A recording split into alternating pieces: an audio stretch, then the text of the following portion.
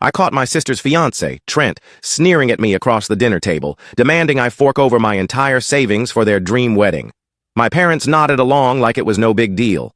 Betrayed, I dug deeper and exposed a scandal that flipped our family upside down. I'm Caleb, 29, and this is my story of revenge. I'm Caleb, just a regular guy from Boise, Idaho, scraping by as a mechanic. My parents, Linda and Tom, own a small diner that's been the heart of our town for 25 years. Growing up, we weren't loaded, but we never went hungry. My folks always preached hard work, and I took it to heart. My younger sister, Tara, 26 though, she's the family's golden girl. Always got away with everything, skipping chores, flunking classes, you name it. Tara could sneeze, and Mom would call it a symphony. Me? I was the steady one, fixing cars, paying bills, keeping my head down. I didn't care about the spotlight, until now. 3 years back, my Uncle Ray passed. He was my rock, taught me how to wrench engines and live with grit. When his will was read, I was floored. He left me a savings account, $80,000, locked until I hit 32. It's for big moves, the lawyer said, like buying a house or starting a garage. I didn't tell a soul, not even Tara. That money was my ticket to a dream I'd nursed for years, my own auto shop. I could already see the sign, Caleb's Custom Rides. But I kept quiet, letting it sit, knowing I'd need every cent. Fast forward to last month. Tara got engaged to Trent, a slick real estate agent from a ritzy Boise suburb. He's 28, all charm and veneers, the kind of guy who'd sell you a swamp and call it a lakefront. I liked him at first. Thought he was good for Tara. Then, at a family barbecue, Trent cornered me by the grill. "So, Caleb," he said, smirking, "heard about that fat savings account. What's the plan?" I froze. How'd he know? I mumbled. Something about a house trying to dodge. He laughed, clapped my shoulder. "Man, that'd cover our wedding venue. You know, the fancy one at Lakeview Estates." I thought he was joking. He wasn't. The vibe shifted after that. Tara started dropping hints at every family dinner. "Caleb, you're so lucky to have that money just sitting there," she'd say, all sweet-like. "Trent and I are drowning in wedding costs." I'd shrug, change the subject, but Trent got bolder. One night, he leaned across the table, eyes gleaming. "Caleb, you could really help us out. It's family, right? What's a few grand between us?" My jaw dropped. "A few grand?" I laughed it off, but my gut churned. My parents, sipping their wine, said nothing. Why weren't they shutting this down? It got worse. Tara called me one evening, her voice all fake tears. "Caleb, we can't afford the wedding we want. You've got that money just sitting there. Don't you want me to be happy?" I was stunned. Happy? What about my dreams? I told her the savings were locked, that I had plans. She huffed. "You're so selfish." Selfish? Me? The guy who'd been fixing her car for free since she was 16? I hung up, hands shaking. Something was off. Really off. Then, at Sunday dinner, Trent went full shark. "Caleb," he said, loud, enough for everyone to hear, "we're family. That money could set Tara and me up. Wedding, house, the works. You're not even using it." My parents nodded like it was the most reasonable thing ever. Mom chimed in. "Caleb, maybe just think about it. It means so much to Tara." I stared at them, betrayed. "It's not mine to give yet," I said, voice tight. "And I've got plans." Trent smirked. "Plans? What, fixing cars forever?" I wanted to punch that smug grin off his face. I started digging. Something about Trent's pushiness didn't add up. I remembered a buddy, Nate, who worked at the county clerk's office. I asked him to poke around, see if Trent was who he seemed. 2 days later, Nate called. "Caleb, your boy's got a past. He's got 2 ex-wives, both cleaned out before he left them, and he's got a lien on his condo, owes $50,000. My blood ran cold. Trent wasn't just a gold digger. He was a pro. I didn't confront him yet. I needed proof. I started checking Trent's social media, digging through old posts, found pictures of him at high-roller events, schmoozing with rich folks. Then, a deleted comment from an ex popped up in a screenshot Nate sent me. "Trent's a leech. Watch your wallet." My heart raced. This wasn't about a wedding. Trent was after my savings, and Tara was either clueless or in on it. I wasn't sure which was worse. I was reeling from Nate's bombshell about Trent's shady past. My sister's fiancé wasn't just pushy, he was a predator, and my $80,000 savings was his next score. I had to protect myself, but confronting him too soon could backfire. I needed a plan. Meanwhile, Tara and my parents were piling on the pressure, oblivious to the snake in our midst. I started by playing it cool. At the next family dinner, Tara was all smiles, passing mashed potatoes like nothing was wrong. "Caleb, any thoughts on helping with the wedding?" she asked, voice syrupy. Trent leaned in, eyes locked on me. "Yeah, man, it'd be a real brotherly move." I forced a grin. "Still locked up, guys, can't touch it." Their faces tightened, but Mom jumped in. "Caleb, just consider it. Family helps family." My stomach twisted. Why were they so blind? I couldn't shake the betrayal. My parents, who'd cheered my first oil change at 15, were now acting like I owed Tara my future. I called Nate again. "Dig deeper," I said. "Anything on Trent's finances or deals?" Nate came through 2 days later. "Found something weird. Trent's been emailing some shady investor promising a big payout soon. Mentioned a family fund." My heart sank. That was my money he was talking about. I started documenting everything. Texts, emails, even Tara's guilt-trippy voicemails. "Caleb, why can't you just help us?" she whined in one. "Trent says it's what brothers do." I saved it all, building a case. Then Trent upped the ante. He showed up at my garage, all swagger, leaning against my toolbox. "Caleb, let's cut the crap," he said. "Give us $40,000. You'll still have plenty." I laughed, cold. Not happening. His smile vanished. "You'll regret that." That night, I found a cryptic text from Tara. "Talk to Mom and Dad. They're disappointed in you." Disappointed? I'd spent years bailing this family out, fixing Dad's truck, covering Tara's rent when she was broke. I called Mom, hoping for backup. "Caleb," she sighed, "Trent's just trying to start a life with Tara. Why can't you compromise?" I snapped. "Compromise? He's a con man, Mom." She hung up. I was alone in this. The next blow came at a family barbecue. Tara and Trent were whispering in the corner, glancing at me. Then Aunt Karen, of all people, pulled me aside. "Caleb, I heard you're hoarding money while Tara's struggling. That's not right." I stared, stunned. "Who told you that?" She shrugged. "Trent mentioned it." He was spreading lies, turning my own family against me. I felt like I was drowning. I dug deeper into Trent's emails thanks to a hacker friend, Leo, who owed me a favor. What I found was a gut punch. Trent had sent a message to his investor buddy. "The sister's money is a sure thing. Parents are on board. Just need to push harder." He wasn't just after my savings. He was banking on my parents' guilt to break me. Tara was either complicit or a pawn. Both options made me sick. I confronted Tara alone at her apartment. "What's Trent's deal?" I asked, point blank. Her eyes darted away. "He's just stressed, Caleb. Weddings are expensive." I pressed. "He's got debts, Tara. Ex-wives, liens. You know this?" She froze, then mumbled, "He's handling it." Handling it? I showed her the email screenshot. Her face went pale. This can't be right." But her voice wavered. She knew something. Before I could push further, Trent burst in, eyes wild. "What's this about, Caleb?" he barked, spotting the phone in my hand. I stood my ground. "Just showing Tara who you really are." He lunged for the phone, but I dodged. "You're out of your league, Trent," I said, voice low. "Back off, or I go public." His jaw clenched, but he didn't swing. Tara just stood there, silent. I walked out, heart pounding. Trent's glare burned into me as I left Tara's apartment, but I wasn't backing down. His scheme to snatch my $80,000 was unraveling, and I had proof. My family, though, was still under his spell, ready to crucify me for standing my ground. I needed to strike back, hard. What I uncovered next turned our family drama into a full-blown war. I spent the next day holed up in my Boise apartment, sifting through the dirt Leo, my hacker friend, had pulled from Trent's emails. One message stopped me cold. Trent had pitched my savings as a family loan to his shady investor, promising to secure it by next month. He'd even mentioned my parents by name, claiming they'd convince the holdout. The holdout? Me. I was livid. He was using my family like pawns. I called my cousin Derek, the only relative still in my corner.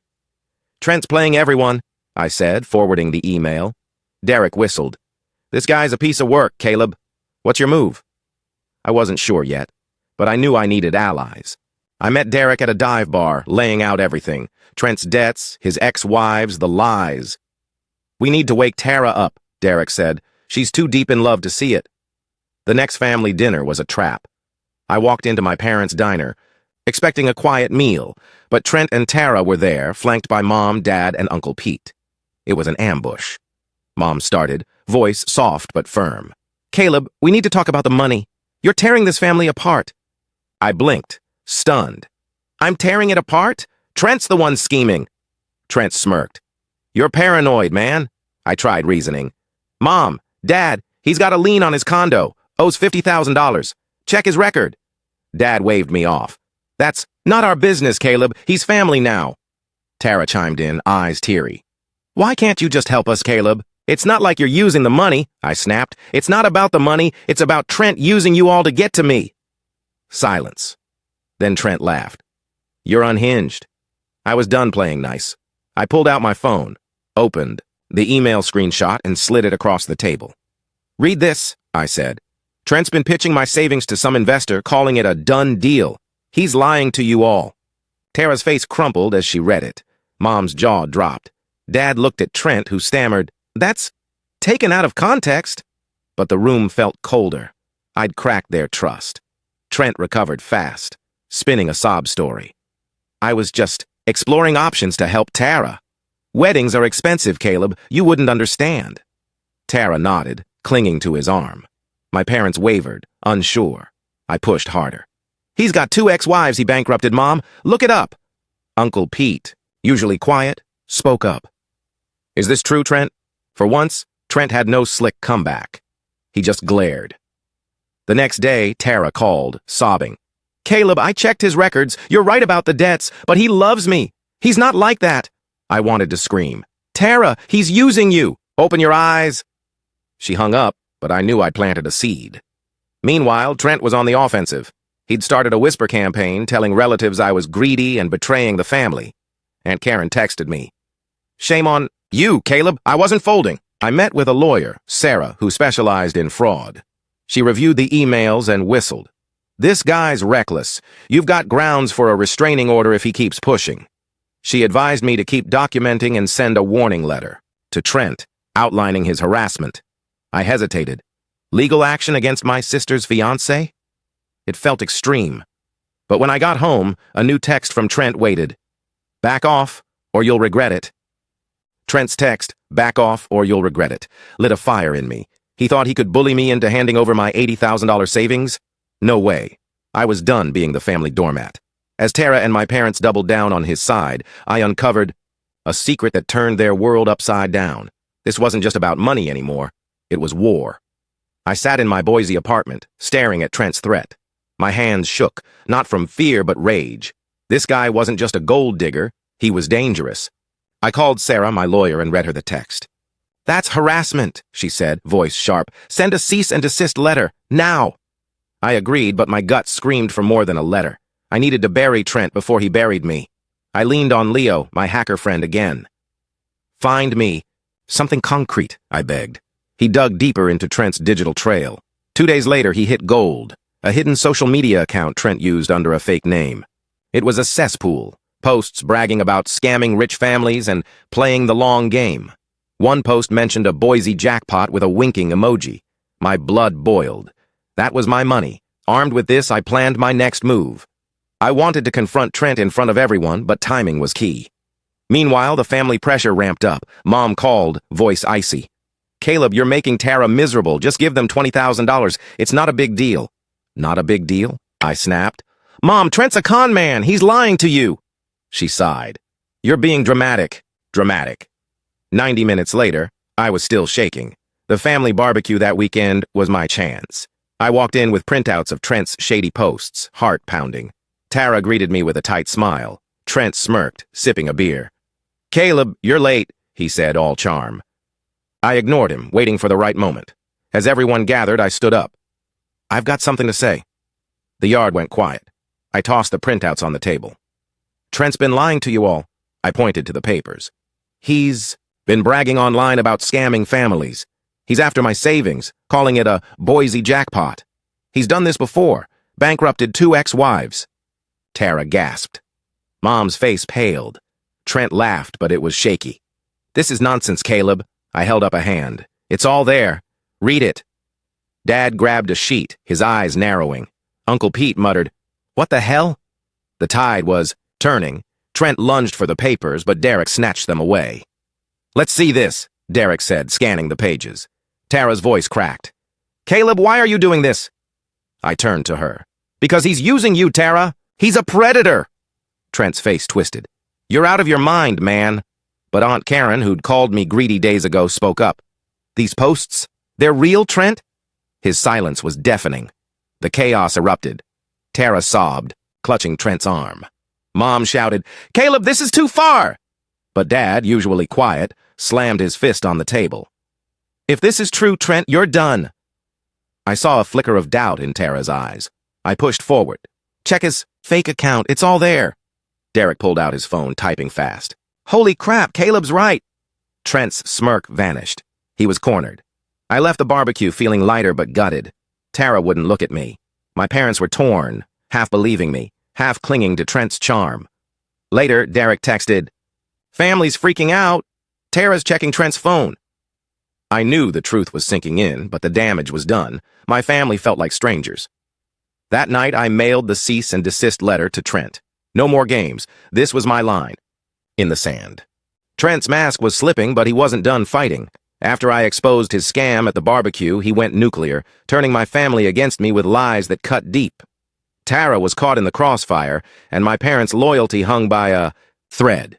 Then I uncovered a bombshell that changed everything. This wasn't just about my $80,000 anymore. It was a fight for my life. I woke up to a flood of texts. Aunt Karen, "Caleb, how could you humiliate Tara like that?" Uncle Pete, "You're tearing this family apart." Even my old high school buddy Mike messaged, "Heard you're screwing over your sister. What's wrong with you?" Trent had spun a web of lies, painting me as the villain.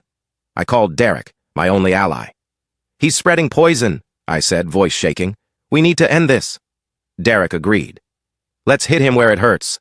I met Leo at a Boise coffee shop, desperate for more dirt. He slid me a USB drive. "Trent's been emailing a loan shark," he whispered. "He owes $70,000, not $50,000. Promised your savings as collateral." My jaw dropped. Collateral? My money wasn't even accessible. The emails showed Trent bragging about cracking the family to get the cash. He'd named Tara as his in. I felt sick. Was my sister part of this? I confronted Tara at her place, USB in hand. "Read these," I said, tossing it on her counter. Her eyes widened as she scrolled through the emails. This can't be true," she stammered. "Trent loves me," I snapped. "Tara, he's using you to get to my money. He's in debt to a loan shark." She shook her head, tears falling. "You're wrong, Caleb. You're jealous." Jealous? I left, heartbreaking. She was lost. Trent wasn't slowing down. He crashed my garage the next day, face red with fury. "You think you can ruin me?" he snarled, shoving a wrench off my bench. "I'll bury you." I stood tall. "Try it, Trent. I've got proof." He laughed, cold. "Your family hates you now." "Good luck." He stormed out, but his threat lingered. That night, my tires were slashed. No proof it was him, but I knew. The family dinner that weekend was a powder keg. Mom and Dad sat me down with Tara and Trent, their faces grim. "Caleb," Dad started, "this has to stop. You're hurting everyone." I exploded. "Hurting everyone? Trent's the one scamming us." I slapped the USB on the table. "He's in debt to a loan shark, using my savings as bait." Tara gasped. Trent's eyes darted. Mom whispered, "Is this true?" Trent stammered, "He's lying." I pushed play on a recorded call Leo had hacked from Trent's phone. His voice echoed, "The brother's money is mine. The parents are soft. They'll cave." The room froze. Tara sobbed, covering her face. Dad's fists clenched. "Trent, get out!" he growled. Trent tried to spin it. "It's not what it sounds like." But Dad wasn't having it.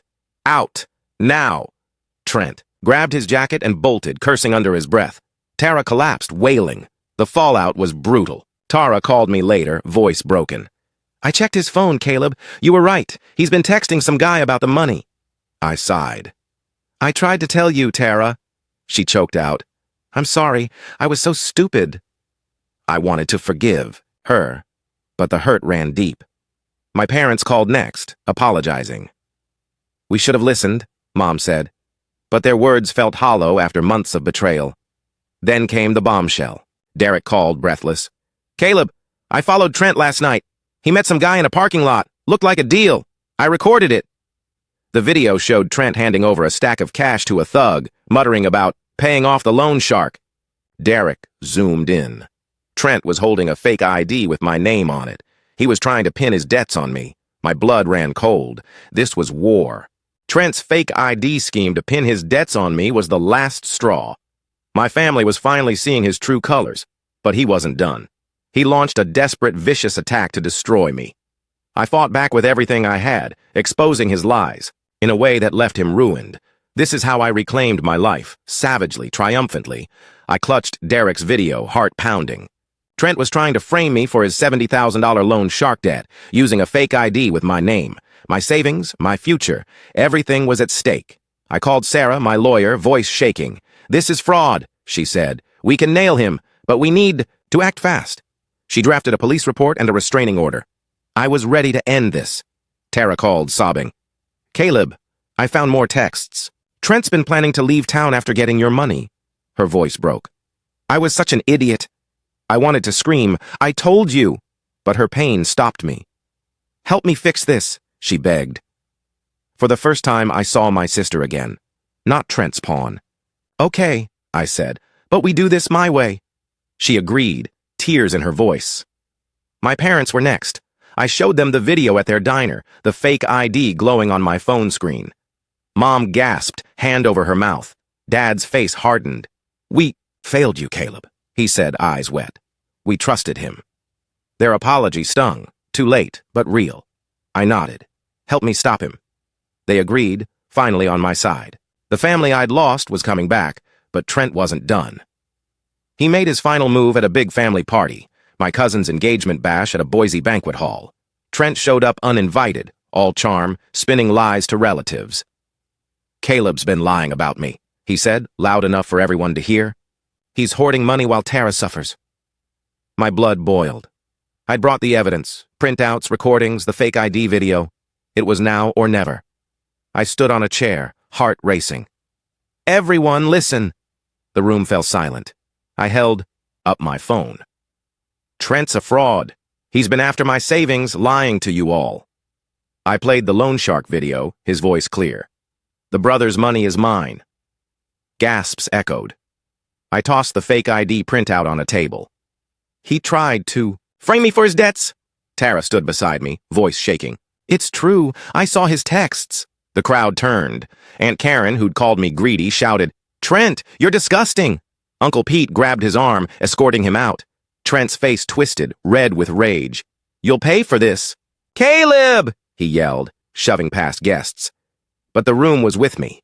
Tara hugged me, sobbing. "I'm so sorry." Mom and Dad joined, their apologies raw. For the first time, I felt whole. The fallout was explosive. Police arrested Trent the next day for fraud and identity theft, thanks to Sarah's report and my evidence. His loan shark ties unraveled, exposing a rap sheet of scams across 3 states. Tara cut him off, burning his stuff in her backyard. My parents begged forgiveness, helping fund my dream garage as amends. I forgave them, but trust would take time. A month later, I stood in Caleb's Custom Rides, my new auto shop, tools gleaming under fluorescent lights. The $80,000 was still locked, but I'd saved enough to start small. Tara worked the front desk, rebuilding our bond. My parents visited, proud, their diner thriving again. Trent? He was facing jail time, his charm useless. I'd won, not just my money, but my life. Freedom never felt so sweet. And here it is, the finale of today's story. Did everything turn out as you imagined, or did it end unexpectedly? I'd love to hear what you think. Leave your thoughts in the comments below, and let's dive into the discussion together. If this story kept you in suspense, don't forget to give it a thumbs up. And if you haven't signed up yet, what are you waiting for? This is your chance to join an incredible community where exciting new stories unfold every day. Click the subscribe button and turn on notifications to stay up to date. Thanks for your attention and see you on your new adventures.